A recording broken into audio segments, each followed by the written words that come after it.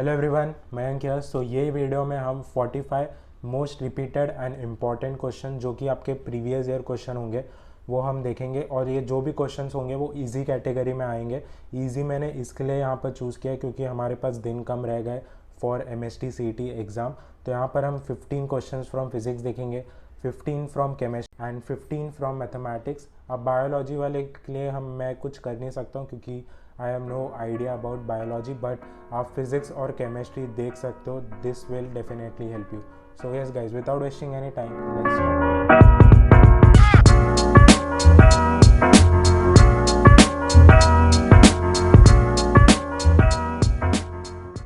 सबसे पहले हम फिजिक्स के 15 क्वेश्चन देखते हैं। तो सबसे पहला क्वेश्चन जो कि रिपीट हो चुका है और ये इजी कैटेगरी में आता है क्योंकि ये आपके बोर्ड्स के MCQ में भी आ चुका है। And this question is of previous year question.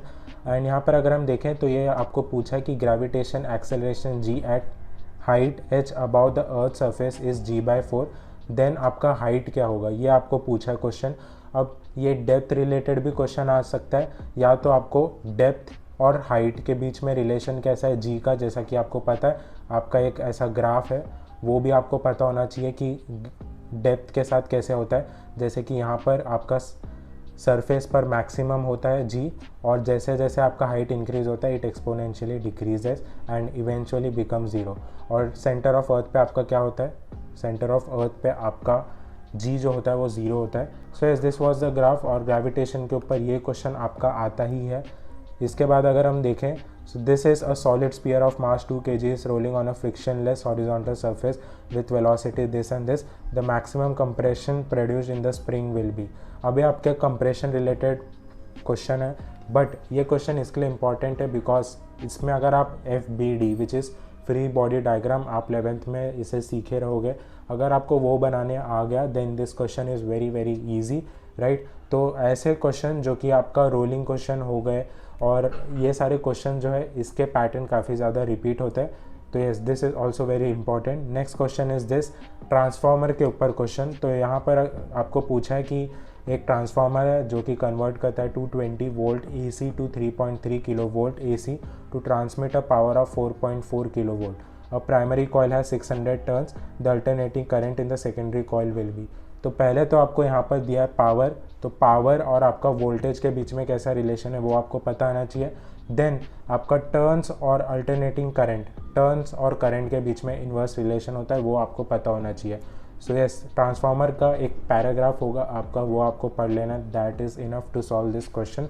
इसके लिए मैंने आपको बोला था कि आपको फार्मूला जो है वो बहुत अच्छे से करना है। नेक्स्ट क्वेश्चन अगर हम देखें, a fly wheel at a rest is to reach an angular velocity 24 radian per second.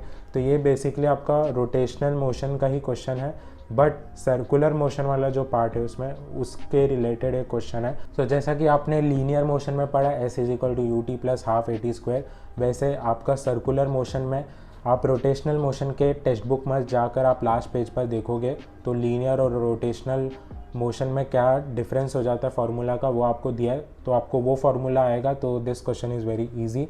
Next question देखते हैं हम। तो नेक्स्ट क्वेश्चन तो सोनोमीटर के ऊपर था। सोनोमीटर पे भी काफ़ी ज़्यादा क्वेश्चंस आते हैं जो कि हमने देखा अभी। नेक्स्ट क्वेश्चन देखते हैं, range of galvanometer is V when 50 ohm resistance is connected to the series. तो ये जो है आपका रेंज ऑफ गैल्वेनोमीटर कैसे इंक्रीज डिक्रीज होता है, इसके ऊपर ऑलरेडी मैं सॉल्व कर चुका हूँ क्वेश्चन, जो कि आप सर्च कर सकते हो। मोस्ट इंपॉर्टेंट क्वेश्चन में मैंने सॉल्व किया ये सारे क्वेश्चन, तो this is also very important. Next question अगर हम देखें तो डायमेंशन एनालिसिस। तो डायमेंशनल फार्मूला एक ना एक शिफ्ट में तो आ ही जाएगा। यहाँ पर आपको पूछा है रेनॉल्ड्स नंबर का क्या है। तो जैसा कि हमें पता है कि रेनॉल्ड्स नंबर का कोई डायमेंशन नहीं होता है, तो यस, इसका जो करेक्ट आंसर है वो A है। बट एनीवेज, ये रेनॉल्ड्स नंबर ही नहीं, कोई भी आपका जो दिया गया है टेक्स्ट बुक में तो उसके ऊपर डायमेंशनल फार्मूला आ सकता है। तो ऐसा भी आपको आ सकता है कि डायमेंशन पूछे कि कौन से यूनिट का सेम है, जैसे आपको पूछ सकता है कि टॉर्क और वर्क का क्या डायमेंशन सेम है, तो ये सारे आना चाहिए आपको डायमेंशन फार्मूला। और भी जो आपके डायमेंशनल फार्मूला टेक्स्ट बुक में दिया गया है, इलेक्ट्रिक करंट, AC करंट, ये सब में, वो आपको अच्छे से आना चाहिए। नेक्स्ट क्वेश्चन अगर हम देखें तो here is the next question guys. तो अगर हम यहाँ पर सिंपल देखें, मीटर ब्रिज के ऊपर क्वेश्चन है। अगेन ये भी मैंने काफ़ी ज़्यादा सॉल्व कर चुका हूँ मैं। मीटर ब्रिज के ऊपर क्वेश्चन। इसमें आपको बस ये याद रखना है कि आपका जो लेंथ होगा वो 1 मीटर का होगा, इसके लिए हम मीटर ब्रिज कहते हैं इसे। एंड बेसिकली सिंपल फार्मूला से ये क्वेश्चन जो है सॉल्व हो जाता है। सो इस मीटर ब्रिज के ऊपर भी काफ़ी क्वेश्चंस आते हैं। सेंसिटिविटी अगर हम देखें तो सेंसिटिविटी के ऊपर भी क्वेश्चन आ चुका है 2017 में एंड 2016 में, लाइक रिपीटेड ईयर्स आ चुके थे ये question. So this is also very important, simple formula based है ये। तो मैंने जैसा कि स्टार्टिंग में आपको बताया कि जो भी क्वेश्चंस होंगे यहाँ पर जो मैं चूज़ करूँगा वो इजी होंगे, इजी कैटेगरी में आएंगे। सो जितने भी क्वेश्चन मैंने आपको बताए मैं टॉपिक बता दूंगा आपको बस टेक्स्ट बुक में जाकर उसका फार्मूलाज देखना है। नेक्स्ट अगर हम देखें, so this is your Wheatstone bridge, again very easy. यहाँ पर आपको पूछा है कि in the following network the current flowing through 15 ohm resistances, तो यहाँ पर करंट कितना जा रहा है, राइट। तो अगर हम यहाँ पर रेशियो देखें 3/4 में जा रहा है, तो आपको बेसिकली ये 2.1 का 3/4 रेशियो लेकर पता चल जाएगा आपको कि इसका आंसर क्या है। अ very easy question guys, don't miss such types of easy question. Next अगर हम देखें, सो ये भी एक काफ़ी इंपॉर्टेंट क्वेश्चन है which is graph type question. तो ये मैंने एक ग्राफ लिया है, ऐसे जो भी आपके क्वेश्चंस दिए गए लाइक ग्राफ दिए गए आपके टेक्स्ट बुक में वो आपको अच्छे से आना चाहिए। एंड अगर आपको फार्मूलाज अच्छे से आता है एंड इफ़ यू नो कि क्या रिलेशन है, लाइक कि वो डायरेक्टली प्रोपोर्शनल है कोई क्वांटिटी या इन्वर्सली प्रोपोर्शनल है, तो डायरेक्टली प्रोपोर्शनल होगा तो आपका लीनियर ग्राफ होगा, इन्वर्सली होगा तो आपका कुछ ऐसा ग्राफ होगा। तो ये भी आपको पता होना चाहिए गाइस। एंड यहाँ पर जैसा कि क्वेश्चन है ये आपका स्टॉपिंग पोटेंशियल का है, सिंपली आपके टेक्स्ट बुक में दिया गया है। So yes this is also important graph type question जो कि आपको टेक्स्ट बुक में जितने भी है ये बचे हुए टाइम में आपको देख लेना है। नेक्स्ट अगर हम देखें, the increase in energy of a metal bar, and yes this is young modulus question. यहाँ पर अगर मैं देखूँ टॉपिक का नाम अगर आपको बताऊँ तो Young modulus question, again a very very easy. Young modulus अगर मैं इसे y कहूँ तो y is equal to FL/A delta L, ये आपका फार्मूला है विच इज़ वेरी इंपॉर्टेंट और काफ़ी इजी क्वेश्चंस आते हैं इसके ऊपर।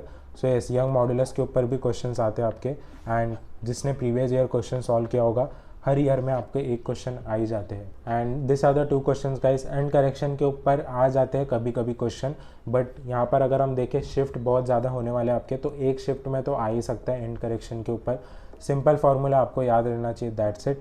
एंड ये है जो आपका एक वेव के ऊपर क्वेश्चन आता है जो कि ये टाइप का होता है कि आपको एक वेव दिया होगा और आपको पूछेगा उसमें कि एम्पलीट्यूड क्या है, आपका वेलोसिटी क्या है, आपका वेवलेंथ क्या है, ये सारी चीज़ें आपको पूछते हैं। यहाँ पर आपको पूछा how far are the 2 points having phase difference of 90 degree. So simple question है गाइस। यहाँ पर आपके जो 2 फार्मूलाज है फेज डिफरेंस के और टाइम डिफरेंस के वो टेक्स्ट बुक में दिए गए, वो आपको बहुत अच्छे से आने चाहिए। सो यस तो ये जो है आपका Lyman Balmer Paschen Brackett Pfund, ये जो आपके 5 सीरीज़ है लाइक 5 फ्रीक्वेंसी सीरीज़ लिमिट है, वो आपको पता होना चाहिए सीरीज़ लिमिट कब मैक्सिमम होता है कब मिनिमम होता है। And yes very easy question, मैंने भी इसके ऊपर भी विच इज़ KTG, अगर आप सर्च करोगे Mayank Singh MST CET KTG तो आपको मिल जाएगा, काफ़ी ज़्यादा क्वेश्चन किए इस टॉपिक पर रिलेटेड। सो यस ये जो आपके टॉपिक है which is Balmer Paschen Lyman Brackett Pfund, questions इसके ऊपर भी काफ़ी आते हैं। So yes guys now let's see the chemistry के आपके कैसे क्वेश्चंस आते हैं।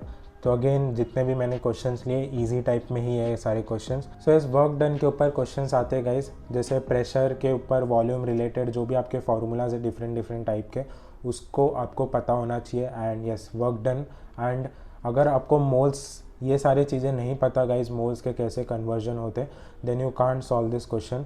जैसे यहाँ पर आपको दिया है किलो पास्कल और क्वेश्चन में आपको किलो जूल ये सारे DM क्यूब दिया है, यहाँ पर किलो जूल है, तो ये सब आपको नहीं आएगा अगर then no one can help you.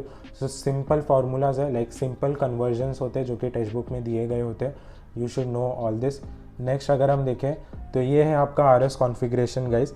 सो ये जितने भी मैंने फ़ोटोज़ लिए ये प्रीवियस ईयर क्वेश्चन के बुक से लिए है और ये वाला जो बुक है वो वही बुक है जो कि मैंने रेफ़र किया था।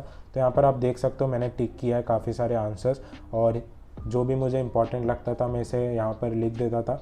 तो जैसे कि RS कॉन्फ़िगरेशन में आपका मॉलिक्यूलर मास जो है जिसका सबसे ज़्यादा होता है उसको हाईएस्ट प्रायोरिटी रहता है। तो यहाँ पर जैसा कि आप देख सकते हो मैंने मास कैलकुलेट किया था। सो RS कॉन्फ़िगरेशन के ऊपर एक ईजी क्वेश्चन है ऑर्गेनिक केमिस्ट्री का जो कि आता है। नेक्स्ट अगर हम देखें, सो ये है जो guys, this is very very important.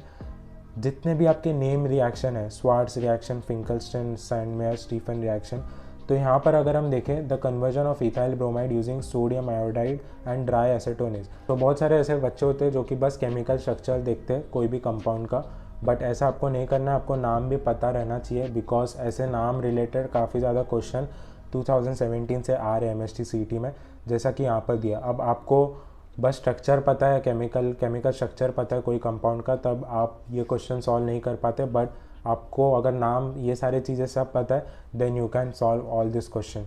तो यहाँ पर जितने भी नेम रिएक्शन है, ये चारों नेम रिएक्शन इस लेक्चर, इस वीडियो के बाद आपको अच्छे से एक बार देख लेना, क्योंकि नेम रिएक्शन के ऊपर हर शिफ्ट में, I am repeating, her shift में 100% एक या दो क्वेश्चन तो आ ही जाएंगे which is on named reaction. तो यस, नेम्ड रिएक्शन आपको पता होना चाहिए। नेक्स्ट क्वेश्चन अब हम देखते हैं।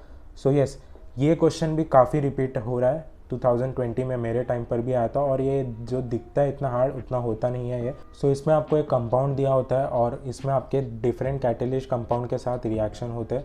तो इसमें आपको पता होना चाहिए कि कौन सा आपका रिएक्शन होगा तो क्या रिज़ल्ट आएगा इसमें। जैसे HBr है तो आपका ये जो है ये बॉन्ड निकल जाएगा और फिर Br लग जाएगा। तो ये सारी चीज़ें आपको पता रहना चाहिए। अब ये इतने मुझे याद नहीं क्योंकि 3 इयर्स हो गए मुझे केमिस्ट्री पढ़ के, बट एनीवेज जितना थोड़ा बहुत याद आ रहा है मैं आपको बता रहा हूँ। बट टेक्स्ट बुक में अगर आप मैकेनिज़्म समझे, HBr KCN क्या करता है, हाइड्रोनियम आयन क्या करता है, आपका Br2 रेड फॉस्फोरस क्या करता है, then this question is very easy. So ऐसे क्वेश्चंस काफ़ी आते हैं जो कि प्रीवियस ईयर क्वेश्चन सॉल्व किए उन्हें पता होगा। So yes, this is the next question guys.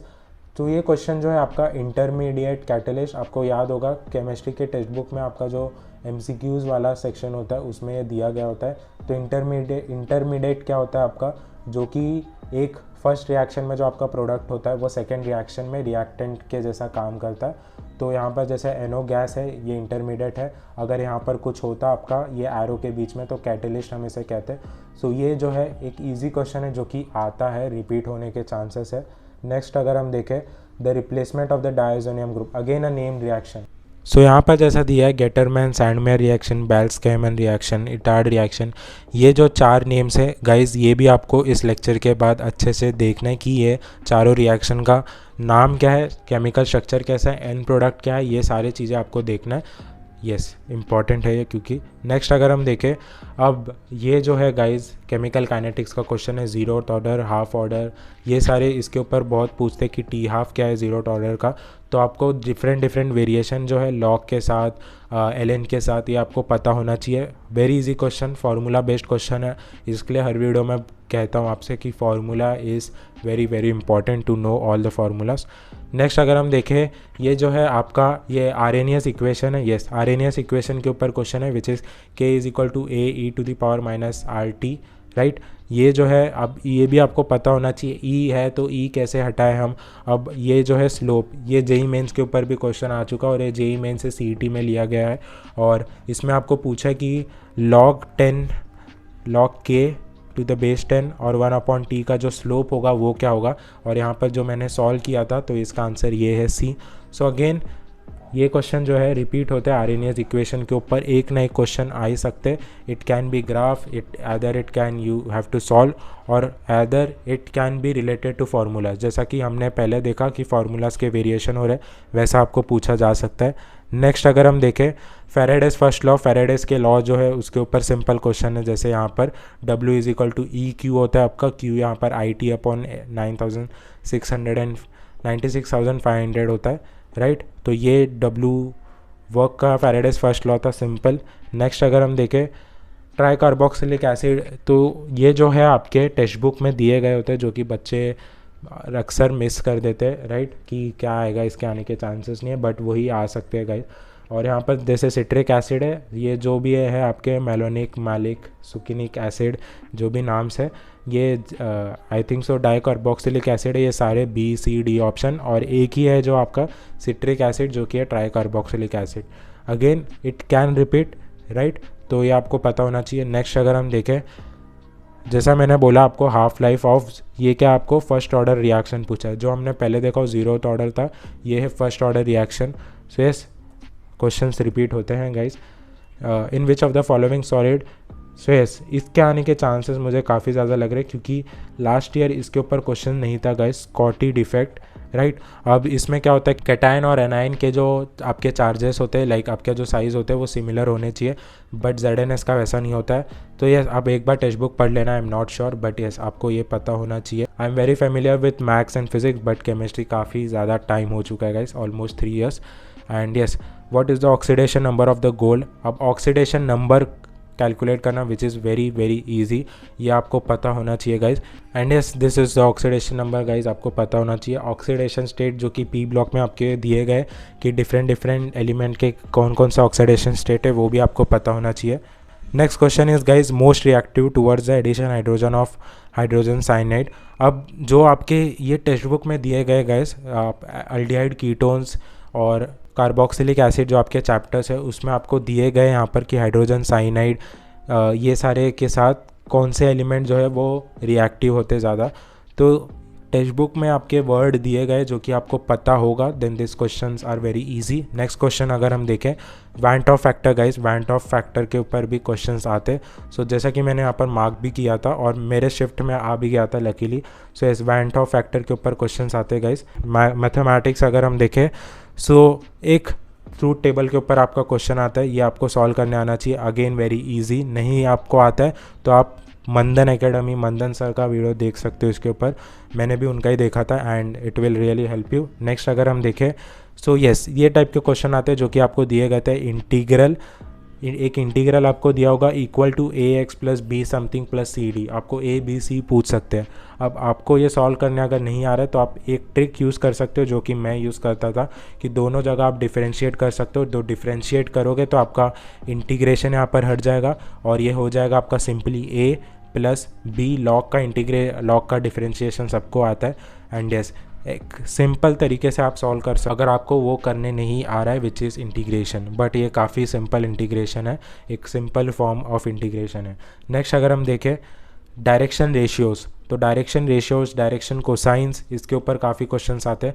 आपका जो एंगल कैसे फॉर्म हो रहा है वो एंगल के फार्मूलाज है, इसके ऊपर क्वेश्चंस आते हैं। So yes you should know all this. Next अगर हम देखें डेरिवेटिव, तो डेरिवेटिव के ऊपर भी एक क्वेश्चन आ सकता है गाइस। एक क्वेश्चन तो आएगा ही, बट वो या तो एक सिंपल डेरिवेटिव डिफरेंशिएशन होता है या तो आपका विथ रिस्पेक्ट टू, जैसे यहाँ पर आपको बोला tan inverse with respect to sine inverse. So again a very easy, अगर आपको आएगा तो एक काफ़ी इजी क्वेश्चन है, बट नहीं आएगा देन आपको तुक्का मारना पड़ेगा।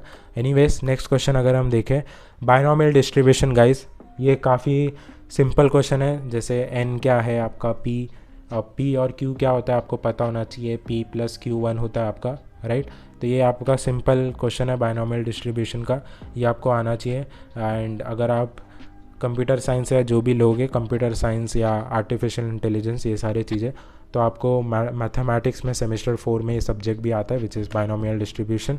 एंड यस, ये बताने की ज़रूरत नहीं था, बट एनीवेज नेक्स्ट क्वेश्चन अगर हम देखें, so yes next question is guys intersection. यहाँ पर आपको दिया होगा वेक्टर्स 2-3 और आपको पूछेगा इंटरसेक्शन पॉइंट क्या है इसका। एंड वेरी इजी, सिंपल है, लैम्डा लेकर आपको इक्वेट करना है और क्वेश्चन सॉल्व करना है। और यहाँ पर अगर हम देखें इंटीग्रेटिंग फैक्टर, डिफरेंशियल इक्वेशन के ऊपर क्वेश्चंस आते हैं। वर्ड प्रॉब्लम आ सकते हैं आपको। अब वर्ड प्रॉब्लम जो है वो थोड़े हार्ड कैटेगरी में आ जाता है क्योंकि वर्ड प्रॉब्लम को फ्रेम करना सेंटेंस में वो थोड़ा टफ हो जाता है कुछ लोगों के लिए। बट येस, इंटीग्रेटिंग फैक्टर है ये, साइन एक्स दिया आपको, राइट, साइन एक्स है इंटीग्रेटिंग फैक्टर, तो आपका पी क्या होगा। अब आपको इंटीग्रेटिंग फैक्टर पता नहीं है कि क्या होता है, then you can't solve this question. तो इसके लिए सिंपल फार्मूला भी आप कर रहे हो तो सीईटी में आप 90+ परसेंटाइल तो आराम से ला सकते हो। सो इस गाइज नेक्स्ट क्वेश्चन अगर हम देखें, so here is the next question guys. तो जैसा कि मैंने बोला इंटरसेक्शन, अब यहाँ पर भी आपको इक्वल टू लैम्डा करके इक्वेट कर देना है। और एक बात का याद रखना है कि आपका ये जो वेरिएबल्स है ये सिंगल अलोन होना चाहिए, इसके साथ कुछ होना नहीं चाहिए। ये जो बच्चे सॉल्व करेंगे उन्हें पता चलेगा, राइट। तो यस, इंटरसेक्शन के ऊपर भी क्वेश्चन आ जाते हैं। अब आपको नहीं आ रहा है क्वेश्चन तो आप इक्वेट करके इसे देख सकते हो, एक ना एक दो एलिमिनेट आपके हो सकते हैं। अगर आप इक्वेट करके दोनों ये तीनों चीज़ें इक्वल आ रहे तो मतलब वो इंटरसेक्शन पॉइंट है, और अगर नहीं हो रहा तो मतलब वो ये जो पॉइंट्स है वो जो पॉइंट है वो इंटरसेक्शन पॉइंट नहीं है इसका। नेक्स्ट क्वेश्चन अगर हम देखें, प्रोबेबिलिटी के ऊपर एक क्वेश्चन आ सकता है गाइस, राइट। प्रोबेबिलिटी के ऊपर एक क्वेश्चन आ सकता है, again important question, probability and area. अब ये जो है आपका गाइस, अगर आपको एरिया का क्वेश्चन नहीं आता है, मैं आपको सिंपली अगर बताऊँ, ये अप्रोच से आप एरिया का कोई भी क्वेश्चन सॉल्व कर सकते हो।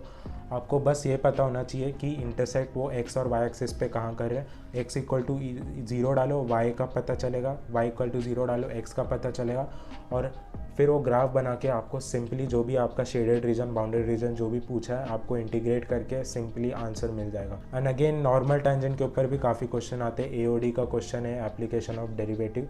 सो नॉर्मल टेंजेंट के ऊपर भी काफ़ी क्वेश्चन आते हैं जो कि आपको पता रहना चाहिए, फार्मूला क्या है इसका। नेक्स्ट अगर हम देखें मैट्रिसेस, को फैक्टर, को प्राइम्स, इसके ऊपर क्वेश्चंस आते हैं मैट्रिसेस के। इन्वर्स, एडजेसेंट आपका जो है वो आपको पता होना चाहिए। So yes, matrices also very important guys. Next is limit question guys. अब ये क्वेश्चन जो है वो दिखने में हार्ड है but it is very easy. So जैसा कि यहाँ पर है, ये 1 + 2 + 3, this is sum of an natural number, जो कि होता है आपका n × n+1/2, and this is your n²। यहाँ पर अगर हम n इसे एलिमिनेट कर दें तो ये आपका हो जाएगा n+1/2n। और जैसा कि हमें पता है लिमिट टेंड्स टू इन्फिनिटी यहाँ पर, तो जो भी आपका वेरिएबल विथ सेम पावर होता है, highest variable with same power, उसे हम ले लेते हैं, राइट। जैसे कि यहाँ पर n है और यहाँ पर n है, तो ये n/2n हो जाएगा +1/2n, राइट। अब ये n टेंड्स टू इन्फिनिटी है तो ये तो आपका 0 हो जाएगा, and this will become half. Infinity upon infinity ऐसा आप कर सकते हो, कट हो जाएगा ये n और ये हो जाएगा आपका हाफ। तो half is your answer guys. And yes, infinity के ऊपर क्वेश्चन है तो काफ़ी इजी हो जाते हैं, बट एनीवेज लिमिट्स के क्वेश्चन काफ़ी इजी होते हैं, और लिमिट्स अगर आपको आता है तो कंटिन्यूटी भी आपको आराम से आ जाएगा। अब नेक्स्ट जो भी आपके सीरीज ऑफ क्वेश्चन होंगे वो बहुत इंपॉर्टेंट होंगे। यहाँ पर जो है कंटिन्यूस इक्वेशन, इसके ऊपर भी काफ़ी आता है कंटिन्यूटी के ऊपर, और लिमिट्स आना चाहिए इसके लिए गाइस। सो लिमिट्स आना चाहिए। लिमिट्स का टेक्स्ट बुक भी जो सॉल्व किया है वो कर सकता है ये सारे क्वेश्चंस। नेक्स्ट अगर हम देखें, आपका डेफिनाइट इंटीग्रल के ऊपर एक क्वेश्चन तो पक्का ही है आपका गाइस, एक क्वेश्चन आएगा ही डेफिनाइट इंटीग्रल के ऊपर। Next is this g(f) function के ऊपर, f(g), g(f), ये सारे क्वेश्चंस आ सकते हैं आपके शिफ्ट में। सो जितने भी मैंने 3 क्वेश्चन प्रीवियस के दिखाए और ये वाला क्वेश्चन, ये सारे मेरे शिफ्ट में आए थे, जो कि मुझे काफ़ी इंपॉर्टेंट और अच्छे क्वेश्चंस लगे थे, तो इसके लिए मैंने आपको बताया। ट्रिग्नोमेट्री के ऊपर भी गाइज 2 क्वेश्चंस तो कंफर्म है, सो इस trigonometry is also very important. And yes guys, this was all for this video. Share with your MSTCT aspirant, जो भी MSTCT दे रहे हैं, make sure to share guys, because काफ़ी मेहनत लगता है ये क्वेश्चंस इकट्ठा करने को। ऐसा नहीं है कि कुछ भी क्वेश्चंस डाल दिया है, इसे प्रॉपर रिसर्च किया गया, इसलिए 3 दिन से वीडियो नहीं आ रहा था मेरा, राइट। देखा गया है कि कौन से क्वेश्चन जो है रिपीट हो रहे हैं अक्सर, तो वही क्वेश्चंस मैंने डाला है आपके लिए। And yes, make sure to like guys, make sure to share it with a friend, and आपको सब्सक्राइब करना है तो आप वो भी कर सकते हो। Till then guys, take care, and मिलते हैं अब नेक्स्ट वीडियो में। बाय।